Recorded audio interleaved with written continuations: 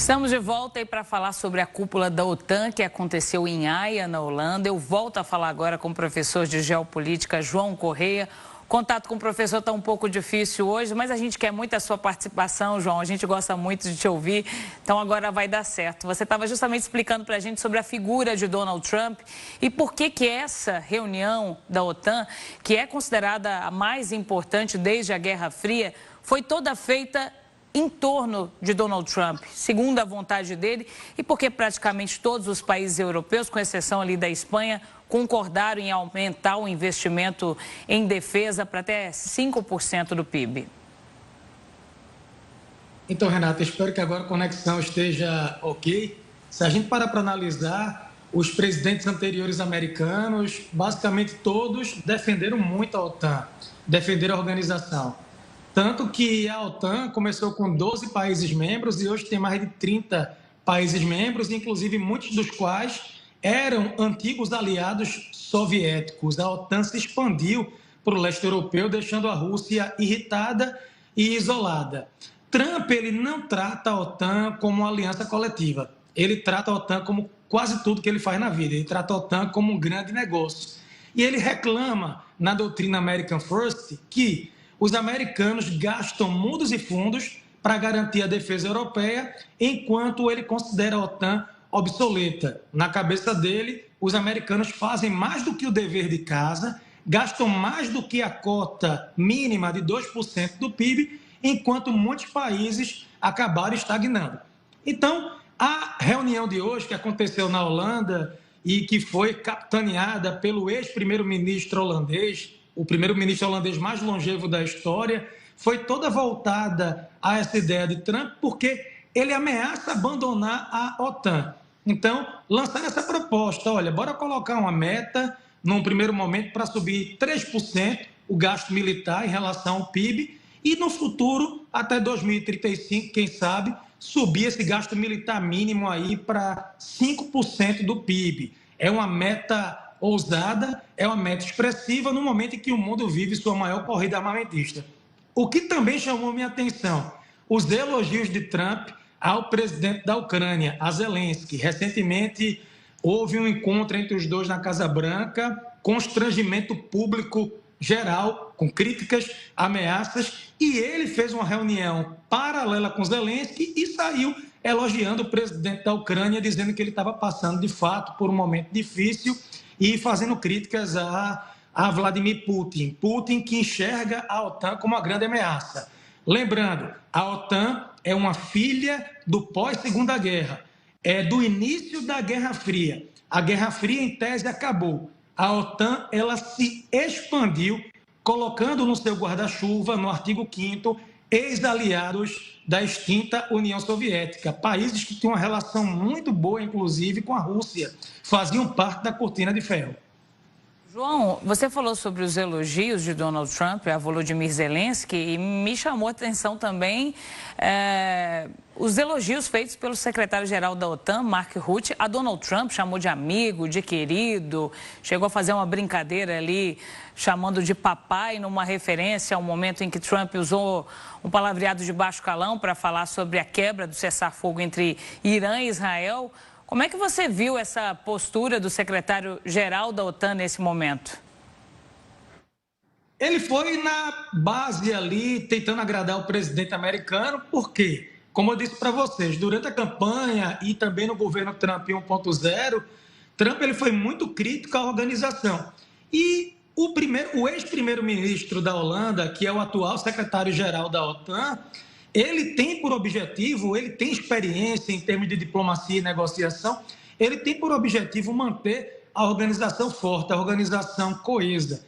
Ele sabe que sem o apoio de Trump, exemplo, críticas pesadas públicas, ou se Trump de repente fizesse o que ele fez na reunião do G7, quando ele se retirou antes de acabar a cúpula, se isso acontecesse, isso daria um sinal de fraqueza para a organização. Então, simplesmente o que ele fez foi cortejar o presidente dos Estados Unidos, porque, de fato, os Estados Unidos funcionam como um grande fiador da organização. Agora, as declarações dele repercutiram mal entre outros membros da organização, que afirmam que Trump ele usa essa diplomacia coercitiva, ele usa o instrumento da negociação, da pressão, colocando a América em primeiro lugar, pouco preocupado com as fronteiras para além dos Estados Unidos, mas, no fim, eu penso que se a reunião acabar dessa forma, a OTAN, pela primeira vez em alguns anos, vai conseguir mostrar, pelo menos publicamente, uma ideia de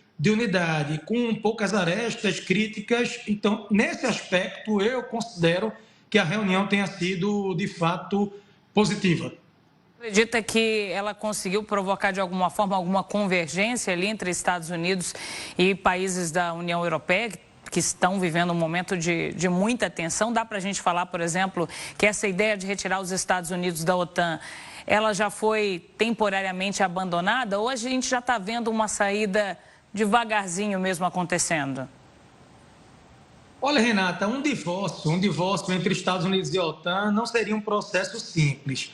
O presidente dos Estados Unidos, por si só, ele não teria esse aval, essa autorização. Seria algo que teria que ser discutido internamente, domesticamente, inclusive envolvendo os congressistas.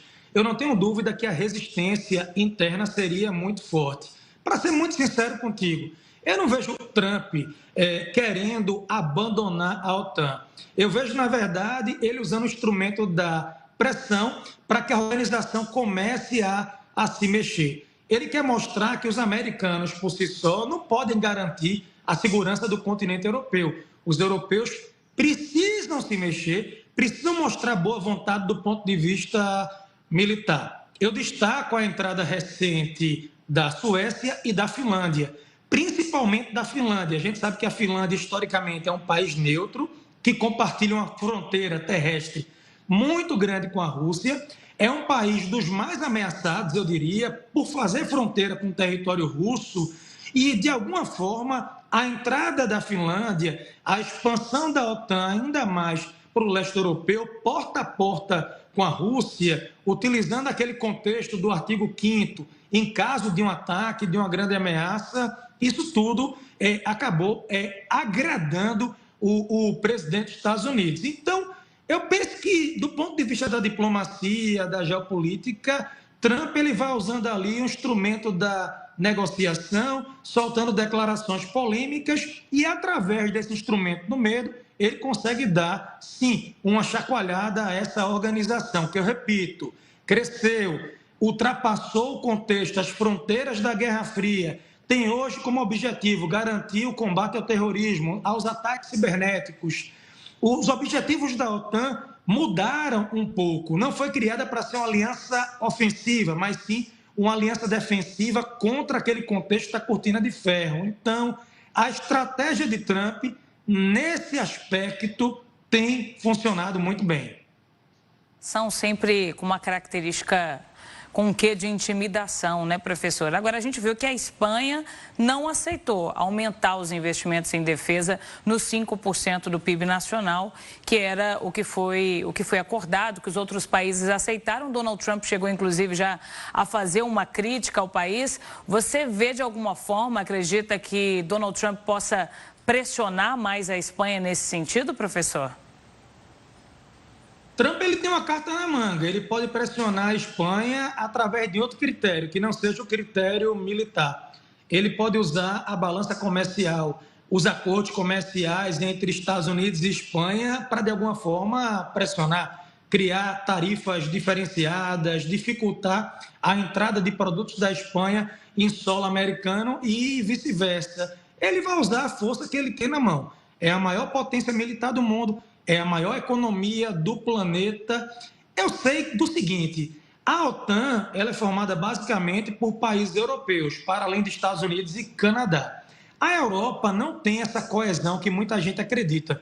A própria União Europeia, se a gente parar para assistir as convenções, as reuniões do Parlamento Europeu, são muitas divergências. O euro não é uma moeda consensual entre todos os países. Alguns não adotam porque não querem, outros porque não podem.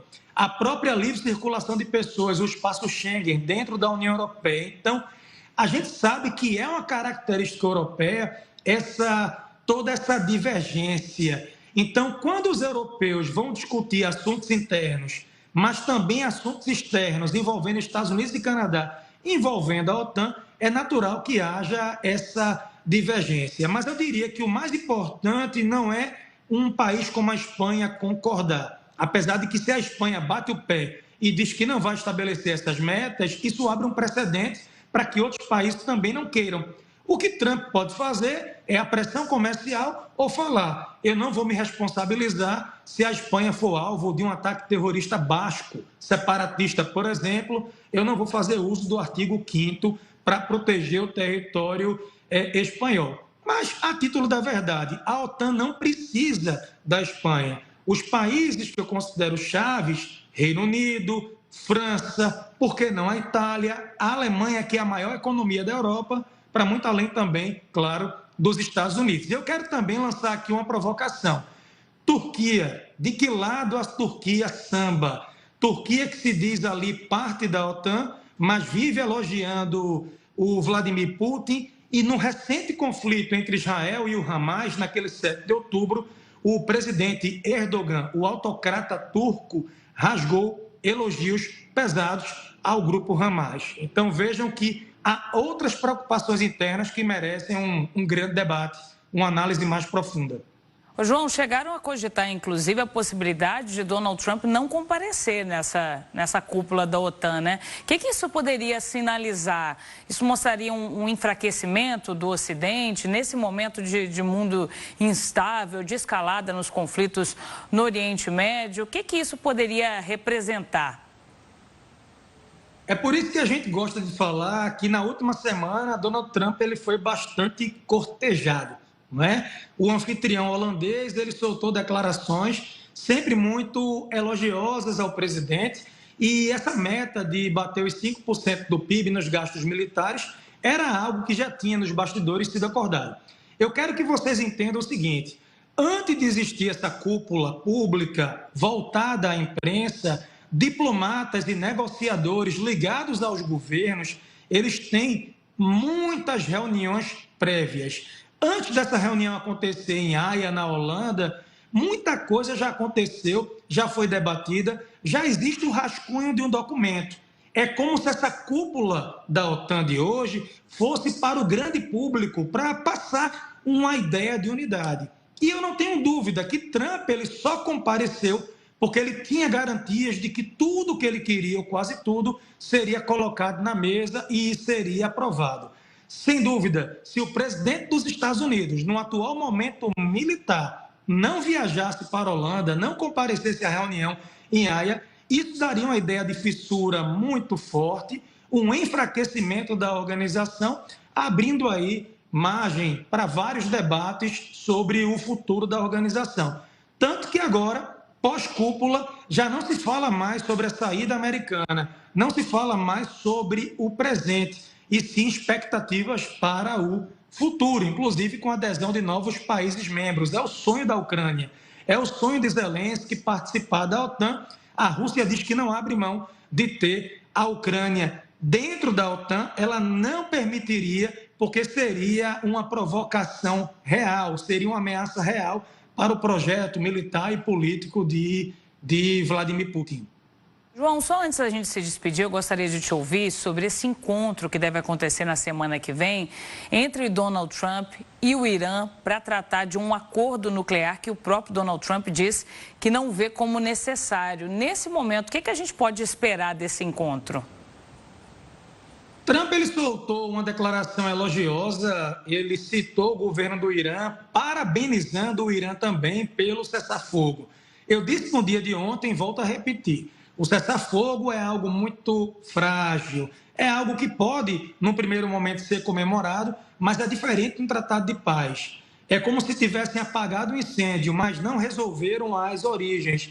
Eu vejo com bons olhos qualquer tipo de aproximação diplomática entre Estados Unidos e Irã, mas é importante frisar que o Irã não reconhece Israel enquanto país, não tem relações diplomáticas com o Estado judeu e prega a destruição pura e simples. Se Trump, como negociador, conseguir fazer o Irã mudar de opinião, tomar aí as relações diplomáticas com Israel como uma realidade, ele iria aí merecer o Nobel da Paz. mas eu sou muito cético ainda em relação a isso. O regime iraniano ele é muito, digamos assim, fechado. É o mesmo regime teocrático desde 79. E o que me parece é que todos esses conflitos acabam ajudando a engajar parte da população mais nacionalista, fervorosa e radical aliada ao regime. Mas vamos lá. Que essa reunião aconteça seria algo histórico. Bora lembrar que no governo Trump 1.0, ele fez algo histórico e midiático. Ele conseguiu uma reunião, apertar as mãos do ditador da Coreia do Norte.